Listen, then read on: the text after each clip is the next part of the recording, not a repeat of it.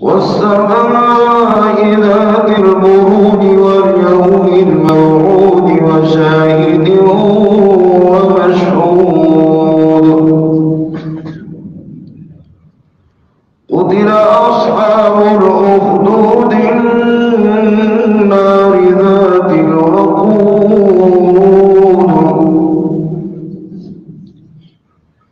إذ هم عليها قعود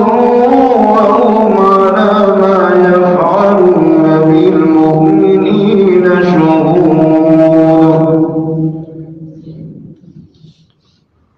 وما نقموا منهم إلا أن يؤمنوا بالله العزيز الحميد.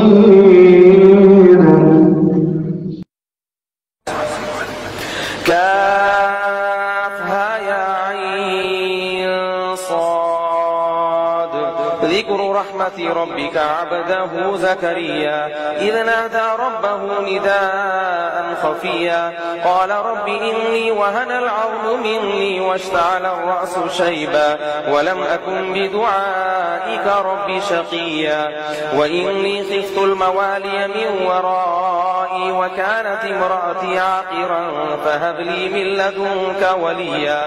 يرثني ويرث من آل يعقوب واجعله ربي رضيا يا زكريا إنا نبشرك بغلام اسمه يحيى لم نجعل له من قبل سميا قال رب أنى يكون لي غلام وكانت امرأتي عاقرا وقد بلغت من الكبر عتيا قال كذلك قال ربك هو علي هين وقد خلقتك من قبل ولم تك شيئا فأما من طغى وآثر الحياة الدنيا فإن الجحيم هي المأوى وأما من خاف مقام ربه ونهى النفس عن الهوى فإن الجنة هي المأوى يسألونك عن الساعة أيان مرساها فيما أنت من ذكراها إلى ربك منتهاها إنما أنت منذر من يخشاها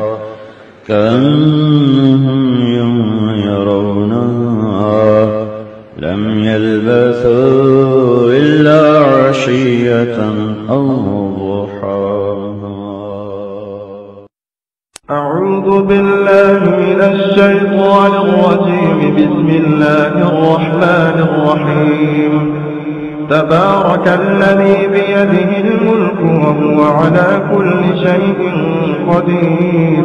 الذي خلق الموت والحياة ليبلوكم أيكم أحسن عملا وهو العزيز الغفور الذي خلق 7 سماوات طباقا ما ترى في خلق الرحمن من تفاوت فارجع البصر هل ترى من فطور